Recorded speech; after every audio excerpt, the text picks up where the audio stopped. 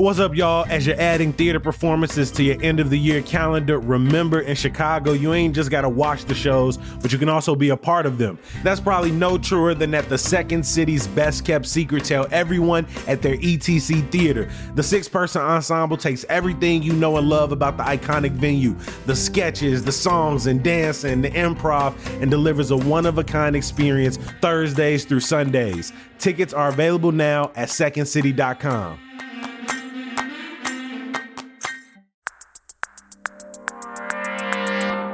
Today on CityCast Chicago, we're discussing some exciting new restaurant openings, an Indigenous food program in Albany Park, and the Chicago chef we love to cater our holiday party.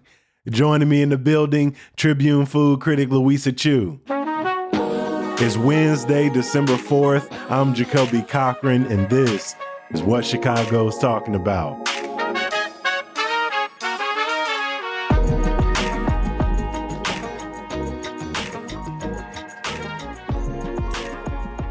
I am joined by the Chicago Tribune's food critic, Louisa Chu. Louisa, welcome back to CityCast Chicago.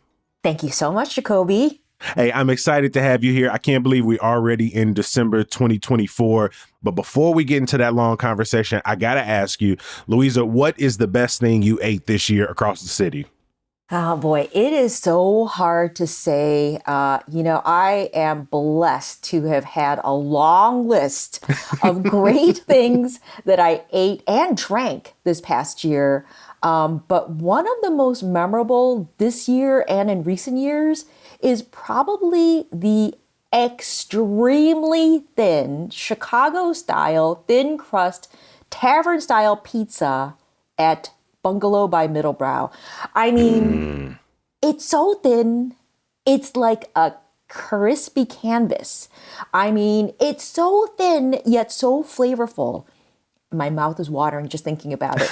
And it's like nothing like the tavern style pizzas that we grew up with in Chicago back in the day. You know, when I grew up on father and son delivery, where like the crust was maybe indistinguishable from the cardboard box in which it was delivered. Mm-hmm. This like is so completely different. It is like an art form in pizza form. What was on your pie? Oh, so I had a few. So I, have to get the sausage. That's kind of like the baseline Chicago topping because we're a sausage town. We're not really a pepperoni town. Mm-hmm. But then also like the one that was so funny, which is like, again, one of those, like, you don't really think about it being like great. The Veg Supreme, Tuesday only tavern special. And it's a hot commodity because then like it made all these national lists. And so I hear it's harder and harder to get. But if you go like maybe in the middle of winter or like when it's really hot in the summer, you can try. All right, we'll see. Let's talk about some of the most recent openings and closings happening in the city. Let's start with the good news. Some of your favorite openings happening right now that people should check out. One of my very favorite openings is Monday Coffee. Monday Coffee out in North Lawndale. Yes, it is their first like physical store. They have been an experiential coffee company that was a pandemic project. Mm-hmm. I saw them out at Garfield Park when they were doing their residency there at the conservatory. That's exactly where I first experienced them too. So I've been following the co-founders, Amanda Christine Harth and Felton Kaiser, and they opened their first physical coffee shop. But it's not just a coffee shop. It is a space. It is a stunning space within an inspiring building in a neighborhood that really has been deliberately disinvested. And what they're doing there would be amazing anywhere. But like in Chicago, on the West Side. Yeah, it's particularly special in North Lawndale. And like you said, to have seen them already be out on the West Side at the conservatory, but they've also come out south down to what used to be the retreat at Currency Exchange Cafe. They had a pop-up at Soho House as well. And so to see the different like places that they touched in the city and to know that they ultimately landed in North Lawndale was real cool. It was, and a very deliberate choice. Mm-hmm. And so it's a stunning space. They do amazing coffee. Just absolutely love everything they're doing there. So what if somebody's listening and they like me and they not really into coffee, but they want to pull up, they want to support. I know they got pastries in there from Westtown Bakery. Well, what do they got for the non-coffee drinkers? They have they actually have a non-coffee drinker drink, which is because they, again, we're very thoughtful about creating drinks for everybody. And so the Good Day was a drink that is, it's got their house-made syrup. And, it's also finished with more flavor and less coffee. But then they also have lemonades. So they've got seasonal lemonades. My mouth waters just thinking about it because they had one that was super popular recently, a passion fruit, which I love. I'm like I said, instinctively just kind of like you can smell that. But they also have like a beautiful matcha lemonade. And so they're really kind of combining like coffee culture, tea culture, seasonal lemonade. And they also are carrying pastries from Westtown right now.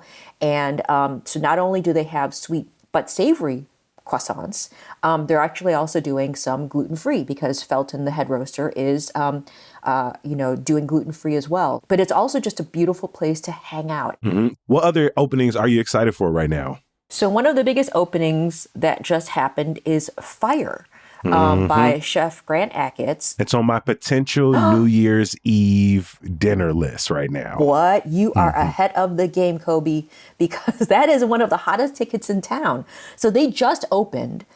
It was previously the restaurant Royster by the Alinea Group. They closed that restaurant and then just like in a couple of days turned it over and took that live fire that they were doing at Royster and really made that like the whole focus. So everything that they're doing at the restaurant has been touched by fire, by flame. They're also doing a tasting menu, which in the world of tasting menus, I'm not saying that it's cheap, but $115 per person in Chicago for a tasting menu is relatively on the lower priced end where like now, it's easily like $200-300 a person. Yeah, when I first saw the prices, I was blown away in more of a positive way, mostly because I've looked through Chicago's tasting menu options and those prices can get up there. And so when you see Alinea's name and Grant's name on an article, you can make some assumptions that price will get up there. Even their New Year's Eve ticket was only something like maybe $145 to $165 a person, which again, I know is a lot of money, but comparatively, it is not too bad. Absolutely. And, we talk about how much food costs, and then sometimes we have to remind ourselves that like good food costs money. So that sounds like an interesting concept. I'm looking forward to seeing how it goes. I love the two like options that you provided because on the spectrum of Chicago, from like this really well-known restaurant group to these two individuals who've been like going from pop-ups to a brick and mortar place. It kind of makes me think of the hype behind openings and the story behind openings.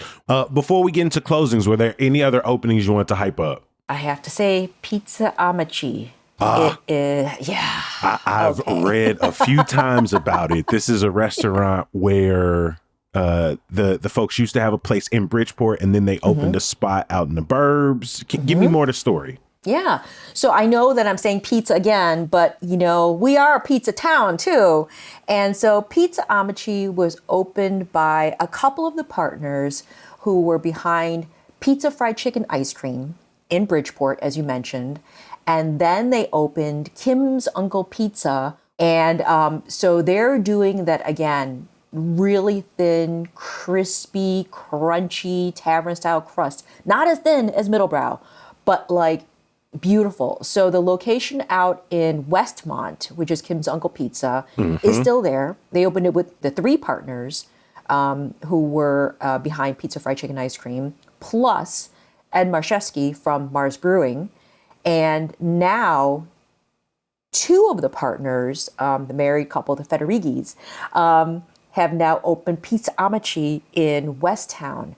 And it is just like this cool little spot. So They're doing the same kind of pizza that they did at Kim's Uncle Pizza and at Pizza Fried Chicken Ice Cream, that thin crust, like as I mentioned. Plus, they're doing a few other dishes, but kind of like along the same theme, like Caesar salad, sausage and peppers. Yes, exactly. So, and the style again, what the kind of theme between like I would say more Monday Coffee and Pizza Amici is that they have such signature style.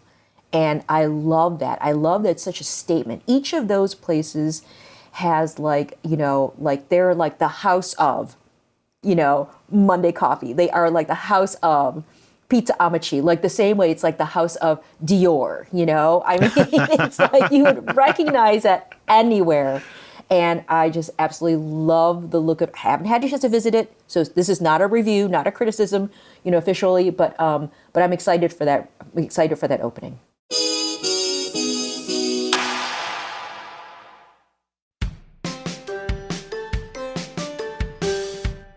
What if I told you could have all the winter fun? Yes, I'm talking the snow, the lights, the music, without having to stand out in the bitter cold.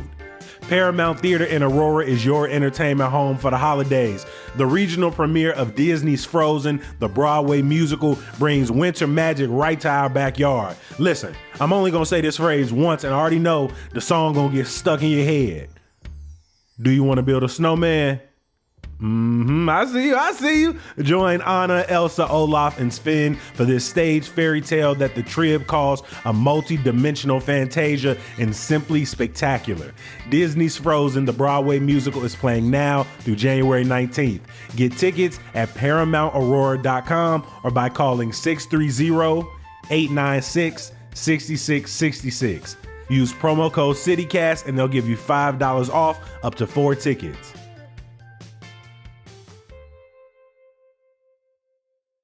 This show is sponsored by BetterHelp. As many of us are in full-blown holiday mode, let's remember it can get real easy to lose yourself in the things you're doing for others.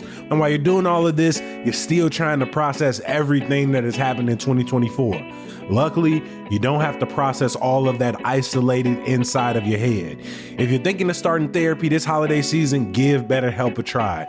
It's helpful for learning positive coping skills, how to set boundaries, managing stressful situations on the days you just ain't got it. Also, BetterHelp is entirely online and designed to be convenient and flexible to your schedule.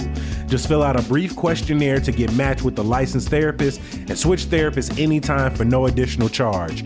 Find comfort this December with BetterHelp. Visit betterhelp.com/citycast today to get 10% off your first month.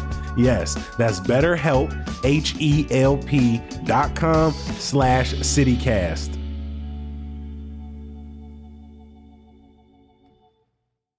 All right, we got to break some hearts here, talking about some of the sad closings happening in the city. We've covered them on the show at different times, and closings happen for so many different reasons in the restaurant industry. But regardless, they end up breaking a lot of people's hearts. What are some big closings that took place recently? Yeah, so one that I covered with my colleagues at the Trib was the Revolution Brewery Brew Pub. Their first physical location on Milwaukee in Logan Square. That's where they first made and served their beer. We kind of take it for granted now. You can find Revolution beers everywhere, but it started out as a restaurant, as the brew pub. And that was kind of a surprise, even though they still have the big brewery and tap room, nearby around the corner in Avondale on Kedzie.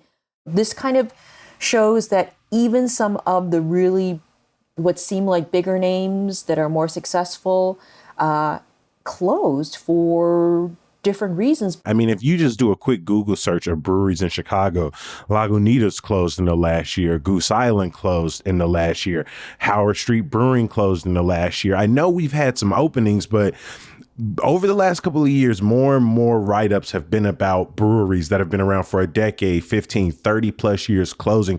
Is Chicago's craft beer, not revolution, but renaissance, is that over?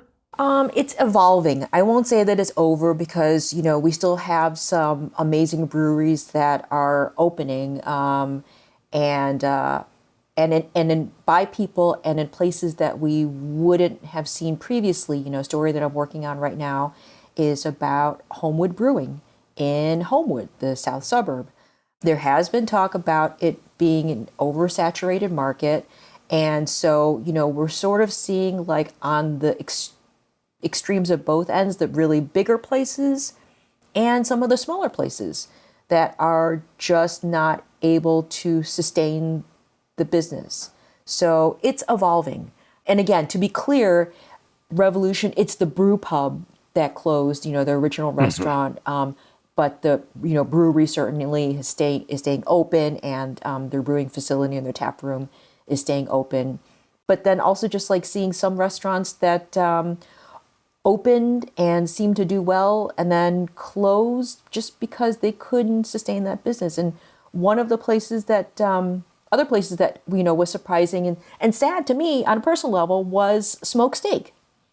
So Smoke Barbecue, the beloved North Side barbecue restaurant in Avondale, opened their what they hoped to be a neighborhood steakhouse, a space that was delayed for like a year and opened for just like about a little, not even quite 2 years, I think, and then closed. So, and now rebranded as Brixton Hall, an event space.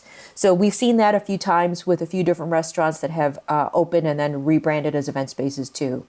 What is a food story that you've either worked on or read recently that you don't want people to forget about? So a story that I worked on recently and actually first kind of started reporting on a couple of years ago. But most recently, I did a story about the American Indian Center's Food is Medicine program. And a couple of years ago, I basically asked the question, where are our Indigenous Native American restaurants in the Chicago area? We're actually home to one of the biggest populations of urban Indigenous Native American populations in the country. In the country. And again, that was unfortunately intentional because you had a lot of people who were forced into displacement and then forced to migrate to and assimilate into urban areas like Chicago. And so the American Indian Center is one of the oldest community centers for Indigenous Native Americans in the country. The Food is Medicine program, that program not only has a weekly senior lunch, they have free food boxes, they have food events. They also recently had their first gala at the Newberry Library in like the center's like 80-something year history. And so, I talked to Paul Molina and then also Jessica Walks First, who is the chef who did the food at the gala, asking them both, like, where's our restaurant in the Chicago area? And they basically said it's the same thing. It is like this, they have this history of intentional cultural erasure, and they've had to really work against that, had to work to reclaim their culture, had to work to reclaim their food culture, and then also to find funds. It comes back to money. And so I really want to keep pushing that story out there because it is exactly the kind of food that we love talking about, we love hearing about, we love eating. It's got history. It's got roots. It's this food that is really speaking of place. And Paul was telling me, I asked him, I said, what would you serve if you were to open like my dream cafe at the American Indian Center? And I said, would you ever do something like, because the bear has been so big, like an Italian beef style sandwich? And he said, I have. He did one with venison, a Indigenous Native American venison Italian beef style sandwich infused with chai spices and giardiniera And I was like, wait a minute, you had this secret sandwich and I didn't know anything about it. Like, can you imagine? We would be beating down the door to get to that. We want it, we need it, and we have to have it. So that's a story that I'm hoping just really goes beyond November, which has been Native American History Month. So there's some hope on the horizon. We need to have that culture and the history and the food back on our everyday plate, and it's not a relic. It is part of our contemporary society. We need it now. Read Louisa's full story at the links in our show notes. Louisa, at this time of the year is holiday parties, Friendsgivings. So I wanted to deliver a hypothetical for you. If you had to cater the perfect holiday party, which Chicago chef or chefs would you have come in and do the damn thing?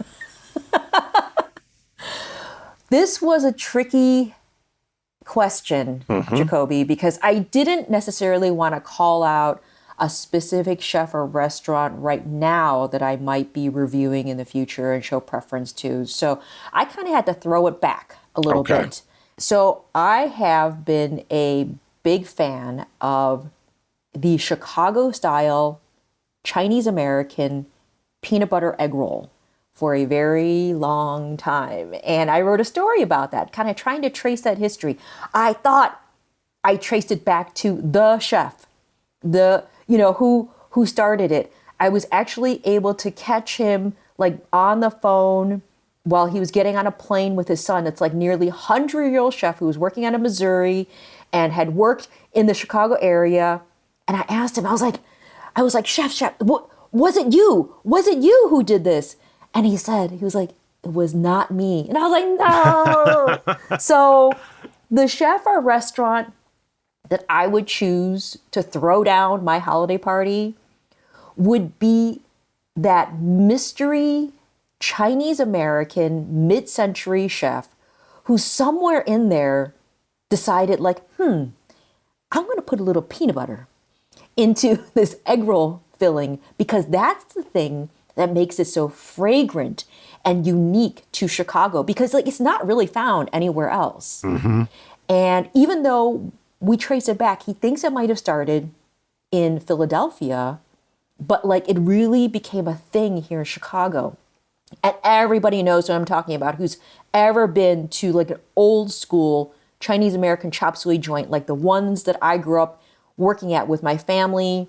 They're like the crispy, bubbly, crunchy, and it's mostly cabbage, but like that fragrant smell. It's like, it is like the peanut sauce, and I want a spread of like the old school egg rolls, Chicago style, Chinese American peanut butter egg rolls, fried and hot and crispy with like the kind of mustard that like clears your sinuses, that sweet and sour sauce.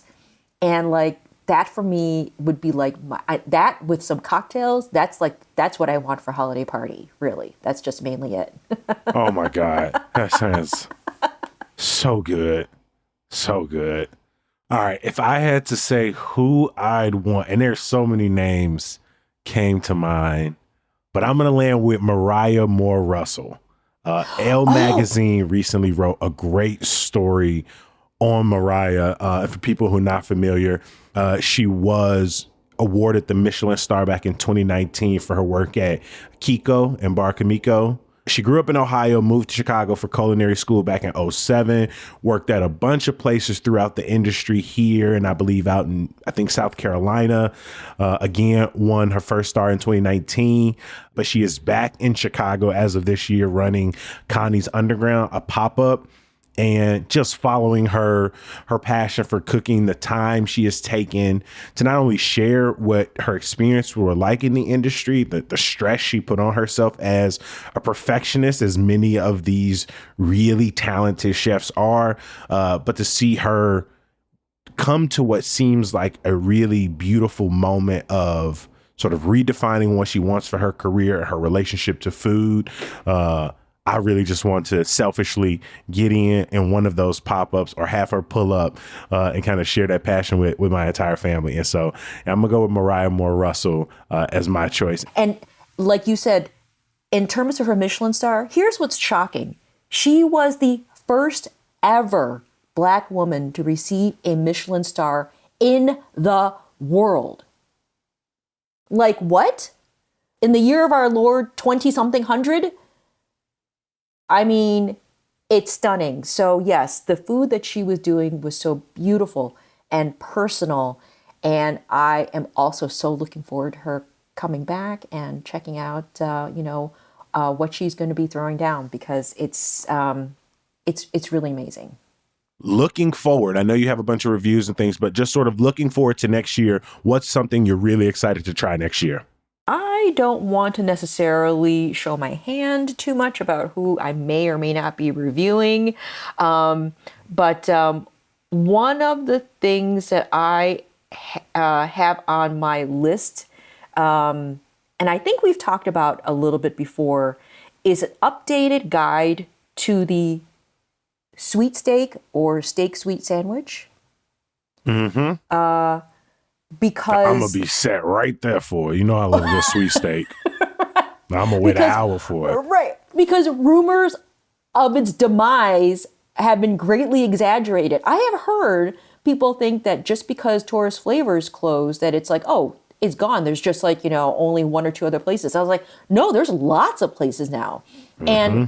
And it is, again, such a north side, south side, black and white divide. And it is such a cultural identifier or signifier. And and it is, for people who don't know, it's kind of like the Philly cheesesteak inspired, meats, somewhat Chicago style toppings with some of that neon green relish, but has its own warm sweet steak sauce, which is kind of sweet, kind of a little tiny bit of a tang and spicy. And so there's a whole culture of it. Hey, if Poochie and Payne could have a show, Kobe and Chew could have a show touring around sweet steaks on the south side. I'm going to just put it out there. Gosh. I ain't trying to jack the idea or nothing, but hey, Kobe and Chew sweet steak tour across the south side. I'm here for it. That's all I'm saying. I love that. I'm going to have to pitch it to my editors. I absolutely love that idea. I want to give a huge shout out to our guest today, Tribune food critic and one of my favorite people to talk Chicago food with, Louisa Chew. Thank you for making time for us, my friend. Thank you, Jacoby, and happy holidays.